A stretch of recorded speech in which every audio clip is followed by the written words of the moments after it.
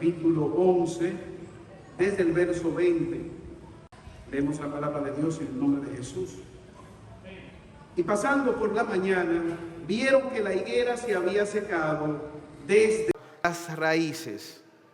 Entonces Pedro, acordándose, le dijo: Maestro, mira, la higuera que maldijiste se ha secado. Respondiendo Jesús les dijo: Tened fe en Dios, porque de cierto os digo que cualquiera cosa que dijere a este monte: quítate y échate en el mar, y no dudare en su corazón, sino creyere que será hecho lo que diga le será hecho. Por tanto os digo que todo lo que pidiereis orando, creed que los recibiréis y os vendrá. Y cuando estéis orando, perdonad si tenéis algo contra alguno, para que también vuestro Padre que está en los cielos os perdone a vosotros vuestras ofensas. Porque si vosotros no perdonáis, tampoco vuestro Padre que está en los cielos os perdonará vuestras ofensas. Hace algún tiempo yo participé en una boda como invitado. Y fue todo muy hermoso en aquel lugar, en aquella boda. La decoración hermosa, los novios impecables, todo estaba perfecto. Solamente había un detalle. El detalle era el orador, porque el orador quería sustituir a los novios. Y usted dice: ¿cómo así que quería sustituir a los novios? Él quería era el centro de la atención. Él cantó una canción. Primero inició hablando de sus dotes como orador. Luego cantó una canción. La dama era una de las damas era su esposa. Y él dijo: mire qué mujer más hermosa esta que viene desfilando. Quien llevaba los anillos era un hijo de él. Y él dijo: miren este niño, qué hermoso niño. Y a mí me pasó por la mente, alguien debió haberle dicho que no se trataba de él, que el foco de atención estaba sobre los novios, que ellos debían ser el centro de la atención, el gozo de la celebración, que todos estábamos ahí reunidos a causa de los novios. Y por encima de cualquier otra cosa, los novios debían brillar, porque esa era su noche. Ahora, hermanos, si algo yo pienso que nosotros nos hemos desviado de la atención, es en el tema de la oración. Y con mucha frecuencia pensamos que al orar se trata de nosotros. En el texto que nosotros acabamos de leer, nos muestra que no, que al momento de orar, primariamente se trata todo acerca de Dios. Ahora surge la pregunta: ¿cómo nosotros podemos orar de manera eficaz? ¿Cómo podemos orar de tal manera que Dios sea glorificado y podamos nosotros obtener una respuesta al orar?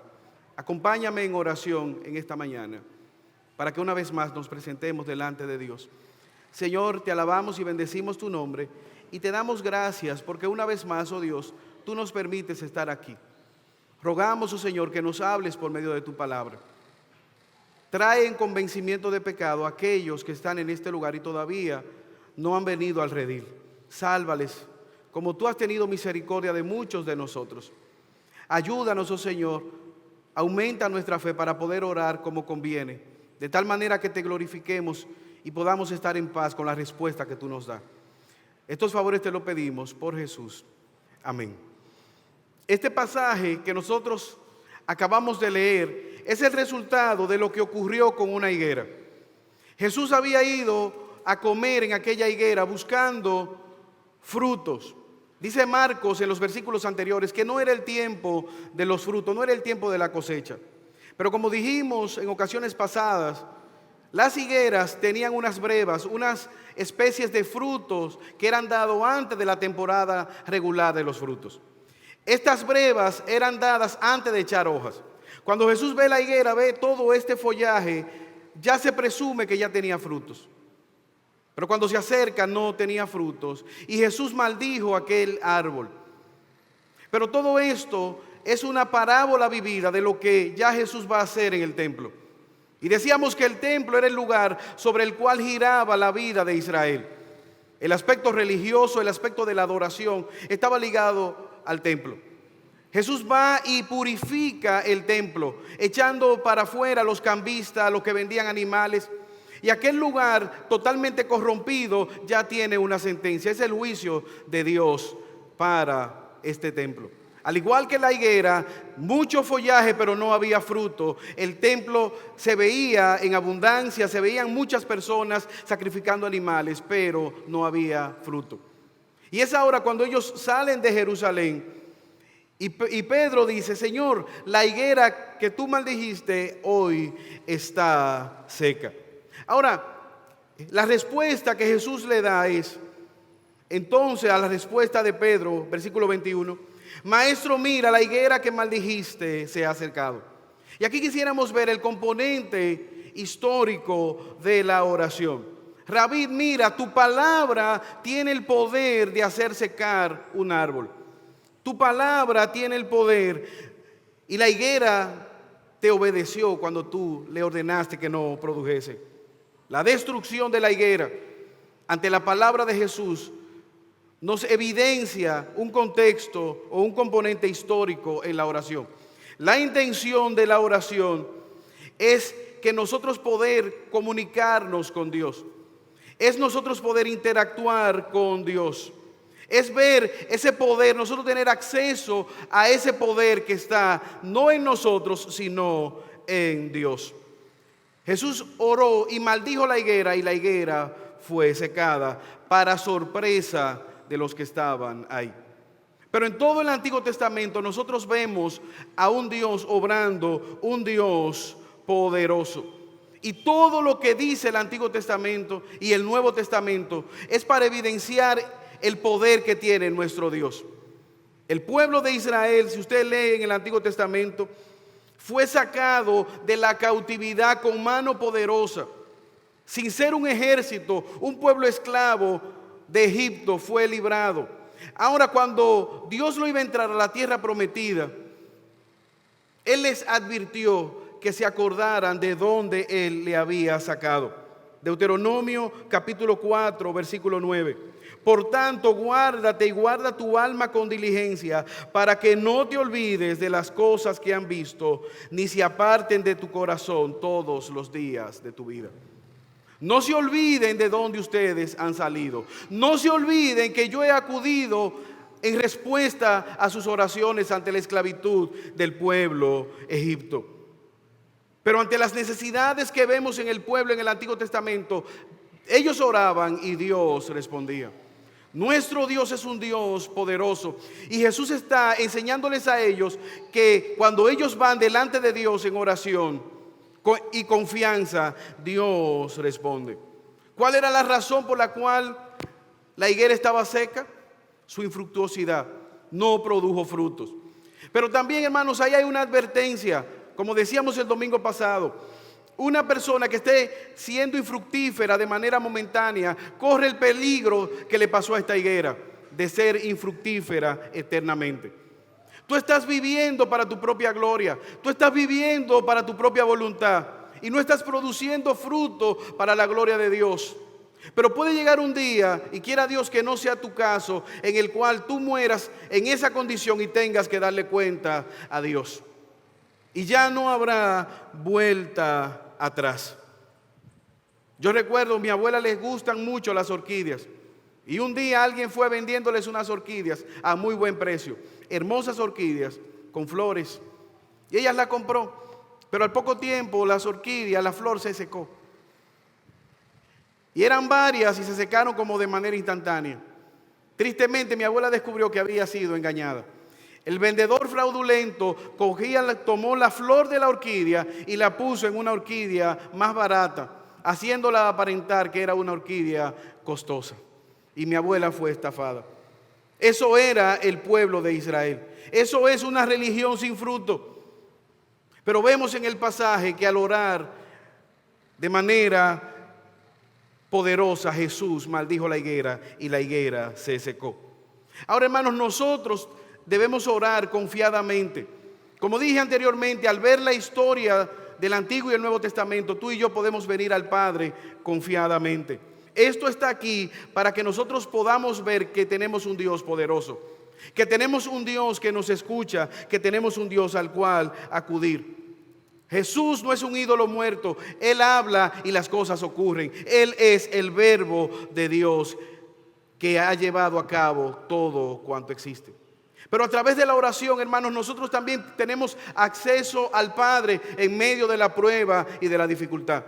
Por medio de la oración podemos salir del pozo de la duda, del pozo de la desesperación. El Salmo 77, el Salmo de Asaf, es un salmo en el cual el salmista dice: en vano yo me he limpiado. Al ver la prosperidad del impío, que no le da ni siquiera gripe, yo en vano me he apartado del pecado. Pero este salmo está ahí para evidenciarnos que Dios tiene misericordia de sus hijos. Y la mitad del Salmo 77, el versículo 11 al 13, dice: me acordaré de las obras de Jehová y haré memoria de las maravillas antiguas. Meditaré en todas sus obras y hablaré de sus hechos. Al orar, tú y yo tenemos acceso en medio de la prueba delante de Dios el Padre. Pero al mismo tiempo, al ver la historia de Israel y al ver cómo ellos clamaban y Dios respondía, nos muestra que Dios es fiel. Dios es fiel para con su pueblo. Nosotros tenemos un Dios que nos escucha. Nosotros tenemos un Dios que nos rescata. Nosotros tenemos un Dios poderoso al cual acudir. Y en ese contexto histórico de la oración, del pueblo clamando hacia su Dios, nos recuerda que la oración debe llevarnos a nosotros a confiar en que Dios es fiel y responde. Al ver la higuera como se secó, al ver el juicio de Dios, no debemos asustarnos, sino que debemos confiar en el poder de nuestro glorioso Salvador y apartarnos de la hipocresía religiosa. Dios siempre ha querido que su pueblo clame a Él. Ha sido el motivo de Él de dejarnos la oración modelo del Padre Nuestro, de enseñarnos a orar para que podamos ir como sus hijos delante de nuestro Padre y Él nos responde. Pero hay un segundo componente al momento de nosotros orar que nos muestra el pasaje. Versículo 22. Hay un componente teológico. Respondiendo Jesús le dijo: tened fe en Dios. Confíen en Dios. Crean en Dios. Teos es Dios y teológico estudio de Dios. La oración primariamente se trata de Dios, de los motivos que están en Dios. ¿Qué significa tener fe en Dios? Primeramente, que no se trata de nuestros planes o de nuestros proyectos. No se trata de mi reino, de mi naturaleza primariamente. La oración se enfoca en el propósito de Dios, en el avance de Dios, en el cumplimiento de la voluntad de Dios primeramente para nuestras vidas. Santiago capítulo 4 nos dice que nosotros no recibimos, y no recibimos primero porque no pedimos. No oramos delante de Dios. Y la segunda razón que el mismo Santiago da es que pedimos mal para gastar en nuestros propios deleites. Tenemos un plan y le suplicamos a Dios que nos caiga atrás. Señor, este es mi plano, estos son mis proyectos, bendícelos. Esto es lo que yo he determinado, ejecútalos. Como una esposa le da un listado al esposo y le dice: ¿vas para el supermercado?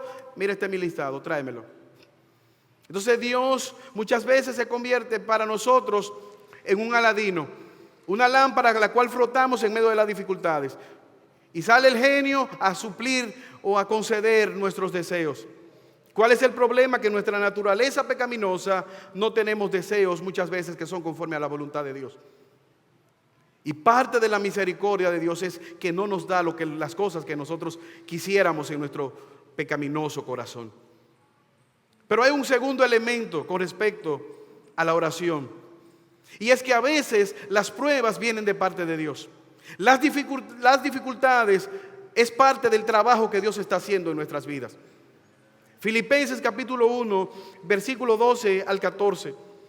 Mira cómo dice el apóstol Pablo: quiero que sepáis, hermanos, que las cosas que me han sucedido han redundado más bien para el progreso del evangelio, de tal manera que mis prisiones se han hecho patente en Cristo en todo el pretorio y a todos los demás. Y la mayoría de los hermanos, cobrando ánimo en el Señor con mis prisiones, se atreven mucho más a hablar de la obra de Dios sin temor.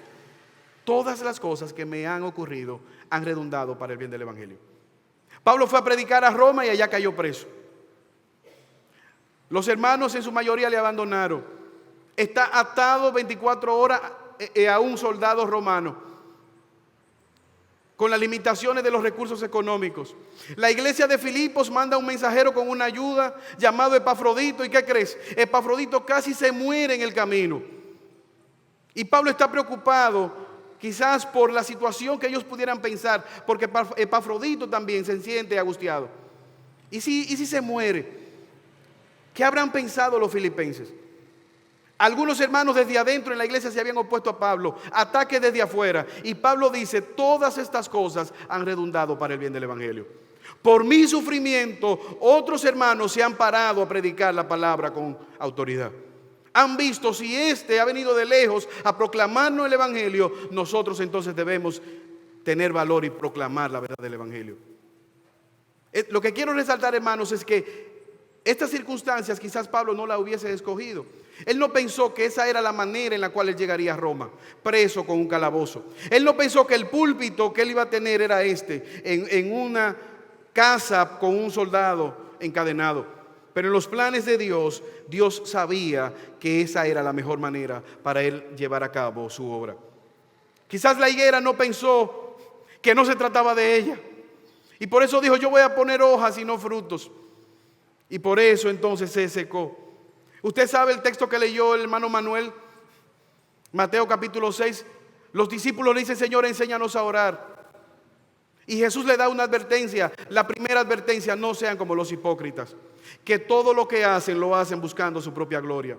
Dan limosna, pero para su propia gloria. Hacen misericordia para su propia gloria. Y aún oran con Dios. ¿Y qué crees? ¿Para quién es? Para su propia gloria. Y de hecho, la oración del Padre Nuestro, que está en Mateo 6, donde leyó nuestro hermano Manuel Veras, me llama la atención porque inicia, Padre mío que estás en los cielos, tu nombre sea santificado, hágase tu voluntad en todo en la tierra, porque perfectamente en el cielo se hace tu voluntad. Venga tu reino, que sobre mí se establezca tu voluntad.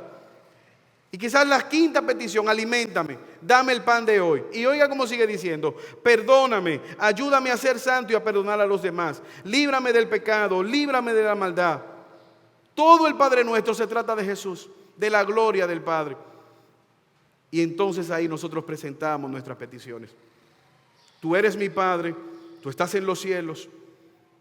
¿Y por qué, hermanos, se trata de la gloria de Dios? ¿Por qué se trata del plan de Dios? Jesús dice, tú eres mi Padre. Si Dios es tu Padre, tú no tienes que poner una manutención a Dios. Tú no tienes que ir a un tribunal para quejarte de Dios y decir, mi papá no me está proveyendo alimento. Eso está garantizado. Salmo 23, Él lo hará todo, te cuidará, te pastoreará, te guiará, te disciplinará, te corregirá. Por amor a su nombre, porque Él dijo que lo iba a hacer y Él es fiel y verdadero. Por lo tanto, Él es consciente de nuestra necesidad. Y no estamos diciendo que no debemos plantearle a Dios nuestras necesidades. Claro que debemos hacerlo.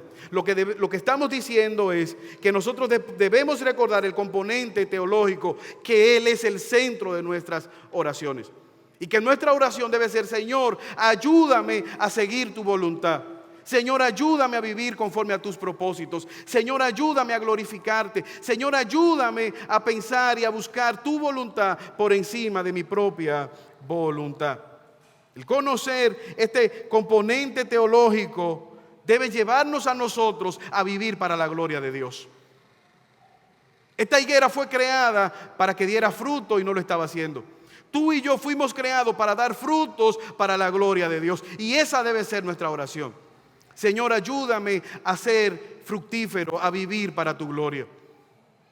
Ayúdame a vivir de tal manera que cuando el mundo vea mi vida pueda pedir razón de ser, de por qué yo vivo así, y sea una oportunidad para yo compartir el Evangelio. El componente teológico de la oración nos recuerda que debemos vivir para la gloria de Dios. Al orar, recuerda que la centralidad es el plan de Dios. Quizás tú oras: Señor, quítame esta prueba, quítame esa circunstancia, cuando deberías orar: Señor, muéstrame cuál es el propósito de la prueba. Muéstrame qué tú me quieres enseñar con esta situación económica difícil. Muéstrame qué tú me quieres enseñar con esta situación familiar.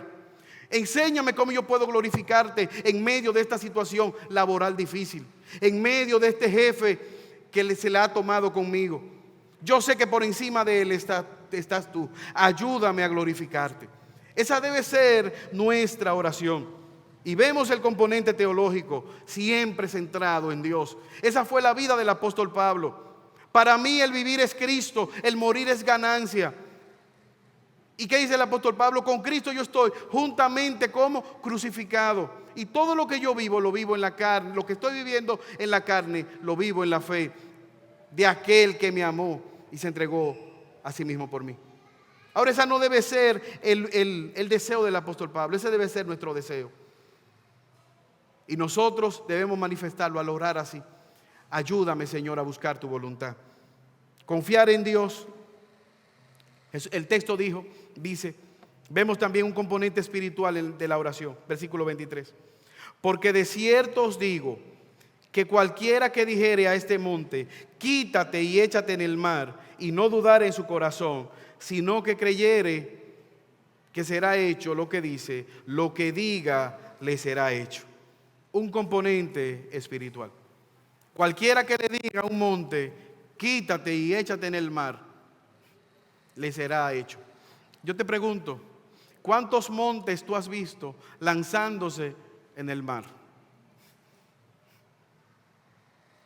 ¿Cuántos montes has visto que se arrancan y se lanzan en el mar? Ninguno. Es una hipérbole, es un lenguaje literario, una figura literaria que está evidenciando una circunstancia difícil, inmovible para el contexto humano. Una situación difícil como una montaña. Y mira que me llama la atención el versículo 23. No dice los líderes, los pastores, los diáconos, los apóstoles. Cualquiera. Hay un componente espiritual aquí, en el sentido de confiar que Dios es poderoso para resolver nuestras circunstancias. Si tú vienes delante del Señor conforme a las Escrituras, conforme a lo que Dios ha mostrado, y oras creyendo que Dios existe, por más difícil que sea ese problema, quizás para ti es una montaña, pero el Señor responderá. De hecho, los maestros rabinos se les decían cuando eran muy sabios, que ellos tenían la capacidad de resolver problemas del tamaño de una montaña. Tú eres tan sabio que has resuelto un problema del tamaño de una montaña. Y lo que Jesús está diciendo: si tú crees en Dios, si tú vienes a orar creyendo que Dios te escucha, Él es fiel y verdadero para responderte. ¿Cuál es la circunstancia, hermanos? Que a veces nosotros no oramos delante del Señor. Y venir delante del Señor quizás, o confiar en el Señor, es más que quizás escribirlo en un grupo y pedir la oración. ¿Realmente tú crees que Dios responde las oraciones? Cuando tú tienes un problema, una dificultad, ¿vienes tú delante del Señor a presentarte en oración? ¿O tratas quizás de resolverlo con tus propios recursos, con tus propias fuerzas? Ahora, hermanos, hay una diferencia entre nosotros tener un concepto espiritual de Dios y ser místicos. Son dos cosas totalmente diferentes. Josué capítulo 6. Jericó estaba amurallada a causa del pueblo de Israel.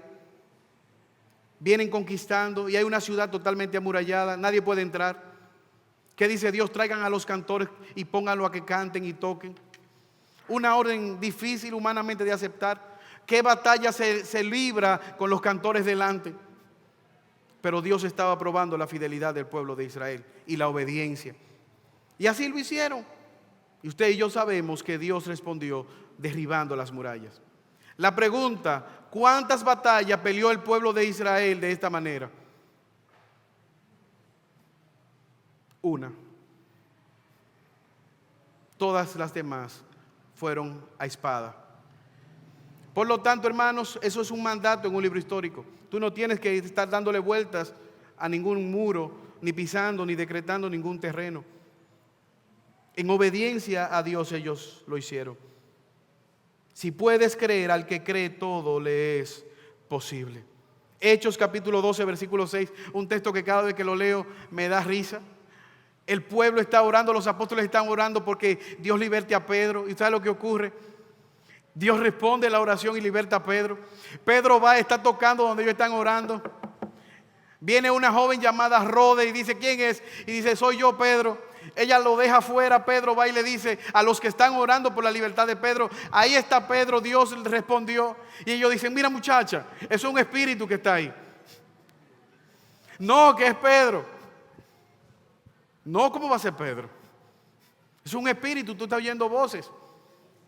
Hasta que van, versículo 15, Hechos 12, ellos le dijeron, ¿estás loca? Pero ella aseguraba que sí. Entonces ellos decían, no, es un ángel. Pedro persistía en llamar, ábranme la puerta, soy yo. Entonces ahí le abrieron, asustados. Así somos nosotros, estamos orando, Dios responde y dice, pero será verdad. Pero cuidado, no puede ser. Claro, hermanos, al recordar el componente espiritual de la oración, debemos creer en Jesús. Todo aquel que se acerca a Dios debe creer que Dios existe. Ahora, una oración espiritual, una oración ferviente, no es para cambiar el curso de acción de nuestro Dios. No es para nosotros torcerle el pulso a Dios. Es creyendo que su voluntad es buena, agradable y perfecta, aunque implique que nosotros tengamos que pasar por un momento de dificultad. Componente espiritual, oramos creyendo que Dios nos escucha, con fe, hermanos. Pero no la fe en nosotros mismos, la fe en el poder de Dios. La fe en que por medio de la oración Él ha de responder. Y eso es algo que el mundo no lo tiene y que tú y yo sí lo tenemos. Por eso el mundo, cuando sus recursos se le agotan, ellos pierden la esperanza. Pero tú y yo no, porque tenemos un Dios poderoso que responde nuestras oraciones. Un componente histórico, un componente teológico, se trata de Dios, pero vemos un componente práctico. Versículo 24. Por tanto os digo que todo lo que pidáis orando, creéis que lo recibiré y os vendrá. Un componente práctico. A veces no recibimos, como dije anteriormente, y dice Santiago 4:2, porque no pedimos. Mateo 7, versículos 7 al 11, Jesús dice, pedid y se os dará, buscad y hallaréis, llamad y se os abrirá. Porque todo aquel que pide recibe, y el que busca halla, y el que llama se le abrirá. Y él le da una parábola. ¿Qué hombre de vosotros que si su hijo pide un pan le dará una piedra? Y si pide pescado le va a dar una serpiente. Si ustedes siendo malos saben dar buenas dádivas a vuestros hijos, cuánto más vuestro Padre Celestial que está en los cielos os dará buenas cosas a los que la piden. Pidan y se les dará. Ahora, no antojadizamente, no pecaminosamente, sino conforme al propósito de Dios. La oración no es un cheque en blanco que se te entrega para que tú le pidas, para que tú escribas lo que hace falta. No es un abracadabra, en el nombre de Jesús, lo que yo digo ahora, páquete. En el nombre de Jesús, hermanos, implica que lo que yo estoy pidiendo va conforme a la voluntad de Dios. Es conforme al propósito de Dios. Cuando un embajador va en el nombre de una nación, lo que está diciendo que esa persona no se representa a sí misma. No habla en su propio nombre, sino que habla en nombre de la nación a la cual él se debe. Y él es dignatario de esa nación. Y aunque esté lejos, él va a velar por todos los intereses de esa nación. Cuando Jesús dice que oremos en su nombre, es que busquemos su voluntad, que busquemos lo que sea conforme a su propósito para nuestra vida, consciente de sus necesidades para nuestra vida. Lo que realmente necesitamos es lo que Dios dice que necesitamos. El mundo dice muchas cosas, la pregunta es, ¿qué dice Dios para ti? ¿Qué dice Dios para ti? ¿Cuál es la voluntad de Dios para tu vida? ¿Has pensado tú eso? En esta mañana, tú que estás sentado escuchándome, ¿te has cuestionado por qué tú existes? ¿Para qué te creó Dios? A Dios, para que seas feliz, hermosamente feliz. Hermano, en el mundo, dijo Cristo, tendréis aflicción. Pero Jesús dijo, confiad, yo he vencido al mundo. A veces, hermanos, la felicidad vendrá en una caja de sufrimiento.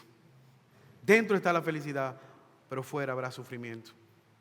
A veces quizá lo que nosotros definimos como felicidad no es lo que Dios desea para nosotros. ¿Cuál es el problema? Que se nos ha vendido un Dios que te quiere hacer reír, que siempre quiere que tú estés sonriente. Y el salmista en uno de los salmos dice, a mí el sufrimiento me ha hecho bien. Me ha acercado más a Dios, me ha puesto más reflexivo. ¿Usted recuerda la parábola de la viuda y el juez injusto? Un hombre que no tenía ningún tipo de temor a Dios y era juez. Y una persona que está en el otro extremo de la sociedad, sin ningún tipo de recursos, sin ningún tipo de posibilidad económica, viuda en una sociedad patriarcal. Y constantemente iba donde el juez, hazme justicia. Tú eres mi única esperanza. Y dice, la parábola dice Jesús, que el juez dijo, yo no tengo temor a Dios, yo no tengo temor al hombre, pero para que esta señora me saque un día de mi casilla y yo pierda todo, le voy a hacer justicia. ¿Cuánto más Dios, que es un juez justo? Y Jesús está mostrándonos la insistencia o la importancia de ser insistente, la importancia de ser persistente en la manera de orar. Recuerda el componente práctico de la oración y ora. Es el elemento sobre el cual nosotros estamos descansando, de que tenemos un Padre, de que tenemos acceso al Padre en cualquier momento, a cualquier hora. No tenemos que hacer como el católico romano que inicia, San José, dile a Santa Ana, que le diga a San Pedro, que le diga a la Virgen, que le diga a Jesús. Tú y yo tenemos un acceso directo al Padre. Podemos ir en cualquier momento, Señor, ayúdame, mira mi incredulidad, Señor, no sé qué voy a hacer. Esta circunstancia me supera, pero necesito tu sabiduría, necesito tu ayuda, necesito que tú me des de tu sabiduría. Pero al hacerlo también debemos recordar que la oración tiene un componente moral. Versículo 25. Y cuando estéis orando, perdonad si tenéis algo contra alguno, para que también vuestro Padre que está en los cielos os perdone a vosotros vuestras ofensas. Y el versículo 26 dice, porque si vosotros no perdonáis, tampoco vuestro Padre que está en los cielos os perdonará vuestras ofensas. Hay un componente moral. Hermanos, tenemos que saber que es a Dios que estamos orando, que es un Dios santo. Alguien me decía que tenía dificultad para perdonar a otra persona. Y yo le decía, bueno, hay un problema en tu casa. ¿Cómo que hay un problema en mi casa? Sí, específicamente en el techo de tu casa hay un problema. Pastor, que en el techo de mi casa hay un problema, sí. Todas las oraciones están ahí. Tú miras para el techo y están todas atajadas en el techo de tu casa. Ve al plato y levanta la cabeza y la vas a ver ahí. Y no lo digo yo, lo dice Jesús. Si tú tienes algo contra tu hermano y vas a depositar ofrenda, no es que te vayas del culto, es que veas la urgencia de ponerte en paz con tu hermano. Ofrenda y ponte de acuerdo después al salir del culto con tu hermano. Estamos orando a un Dios santo que nos ha perdonado, que derramó su sangre por nuestros pecados. La más grande incoherencia es un creyente que no perdona. No debería existir eso, porque Jesús está dispuesto a perdonar nuestros pecados cada vez que venimos a Él en fe y arrepentimiento. Y si tú eres un no creyente, hoy es el día de esperanza para ti. Él está dispuesto a perdonar tus pecados. Esa es la razón por la cual hacemos lo que hacemos, para proclamar que hay esperanza en Jesús. Que los que estamos aquí, que hemos sido perdonados, somos un testimonio vivo de que Cristo perdona nuestros pecados, de que Cristo da segunda, tercera y cuarta, quinta oportunidades, que Él perdona a aquellos que hemos venido en fe y arrepentimiento delante de Él. Jesús está diciendo, cuando tú vayas a orar y te acuerdes de alguien que tú tengas un problema, perdónalo. No le retengas el pecado, porque si tú lo haces, entonces no alcanzarás misericordia, como dice la oración del Padre nuestro. Dios no es un ídolo muerto que nosotros estamos delante de Él. Es un Dios santo. Y nosotros debemos entender la parte de perdonar, de no retener el pecado a alguien que nos ha ofendido. Es un perdón relacional. Usted se acuerda, Juan 13, versículos 6 al 10. Jesús va a lavar los pies y Pedro dice, a mí tú no me vas a lavar los pies. Entonces cuando Jesús le dice, pues tú no vas a tener parte conmigo en el reino de los cielos. Ah, no, pues ven, báñame entero. Entonces nosotros somos así como Pedro, pasamos de un extremo al otro. Ven, lávame entero, báñame entonces, Jesús. No, no es que te bañe. Tú no tienes que bañarte, ya tú fuiste salvo. Simplemente hay que lavar tus pies. Es una analogía que Jesús está enseñándoles a ellos. Es la parte relacional los unos con los otros. Los matrimonios, los pleitos, las dificultades. No debemos permitir que tengan obstáculos en la oración por un problema familiar, por un problema, una discusión matrimonial que genere enemistad de larga data. Cuando oras, perdona. Y no le está diciendo si tú eres culpable, inocente, no, un mandato, perdona. Versículo 25. Si tienes algo contra alguno. ¿Para qué? Para que cuando tú estés delante de Dios puedas alcanzar perdón.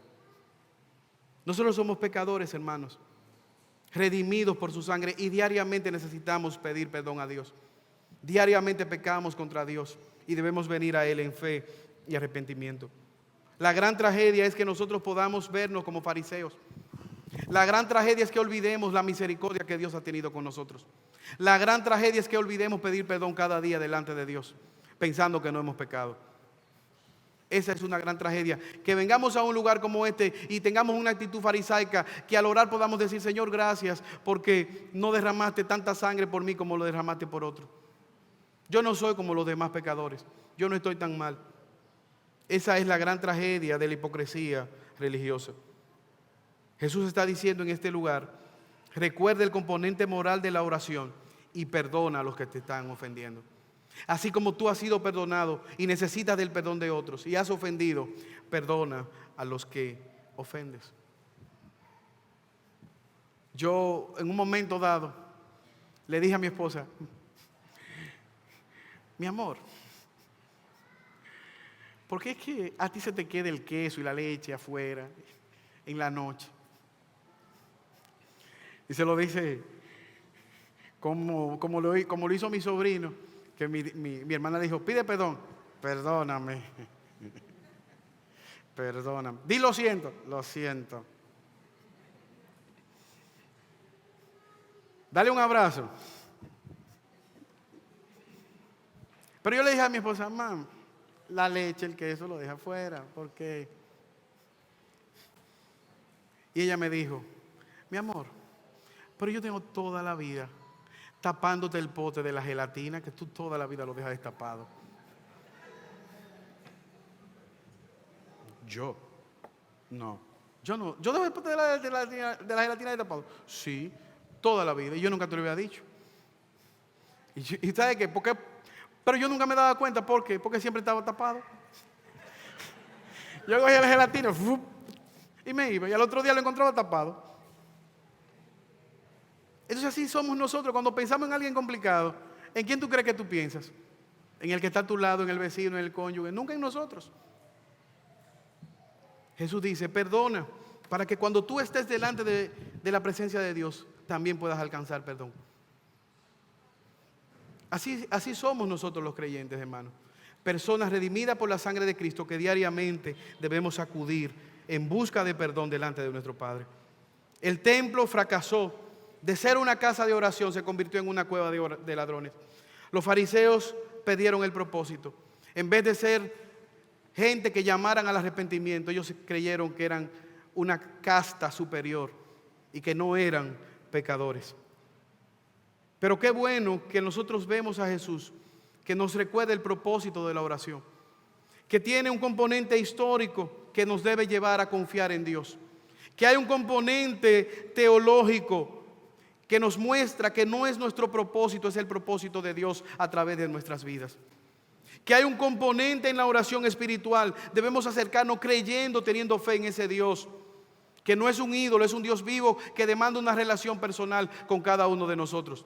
Pero hay un componente práctico, debemos orar de manera insistente, pidiéndole a Dios y sabiendo que Él nos oye. Y un componente moral que nos debe llevar a pedir perdón, así como Dios nos ha perdonado. Al orar, hermanos, recordemos siempre que ese Jesús, Él es el tesoro. Hace unos días yo vi algo que me llamó la atención. Yo iba caminando por la calle y en un pedazo de terreno yo vi un fruto, un mango grande que estaba en el suelo. Pero lo que me llamó la atención del mango era que estaba poblado de hormigas. Una comunidad de hormigas estaba viviendo en el mango, en la fruta. Y yo dije, wow, mira qué inteligente esa hormiga. Quizás ellas no podían llevarse el mango hacia su guarida, hacia su colmena o hacia su hormiguero. Pero entonces ellos lo que hicieron fue que se movieron hacia donde estaba aquel fruto. Hicieron su vivienda en aquella fruta. Y al meditar en la oración, hermanos, lo más grande no es la respuesta que nosotros podemos obtener de Dios. ¿Sabes cuál es nuestro mayor tesoro? Dios mismo. Jesucristo es nuestro mayor tesoro. No es lo que nos hace falta, no es lo que quisiéramos y no hemos recibido. Si estamos en Jesús, hermanos, Él es nuestro mayor tesoro. ¿Cuál es la tarea de nuestro enemigo, de Satanás, de la circunstancia? Hacernos olvidar que Jesús es el tesoro. Porque cuando nos olvidamos de esto, entonces vivimos un evangelio amargado, entristecido, sin propósito. Recuerden esta mañana que al orar, Él es el tesoro. Él es esa fruta en la cual nosotros debemos habitar. Y en Él está todo lo que nosotros necesitamos. Él ha dejado la manera de acudir. Padre bueno, estoy delante de ti. Hagámoslo, hermano, confiadamente. Componente histórico que nos recuerda su misericordia para siempre. Un componente espiritual, con fe debemos hacerlo. Un componente teológico, no se trata de ti ni de mí, se trata de Él. Un componente práctico, ora, pide. Y finalmente un componente moral, es un Dios santo que demanda que perdonemos a los demás como Él nos ha perdonado. Oremos. Señor, alabamos y bendecimos tu nombre en esta hora y te damos gracias por tu palabra. Gracias porque ella es fiel y verdadera. Gracias, oh Señor, porque tú has tenido misericordia de nosotros y nos salvaste. Ayúdanos cada día a recordar tu misericordia para nosotros. Que podamos venir confiadamente ante el trono de la gracia, porque te lo pedimos por los méritos de Jesús. Amén. Dios le guarde.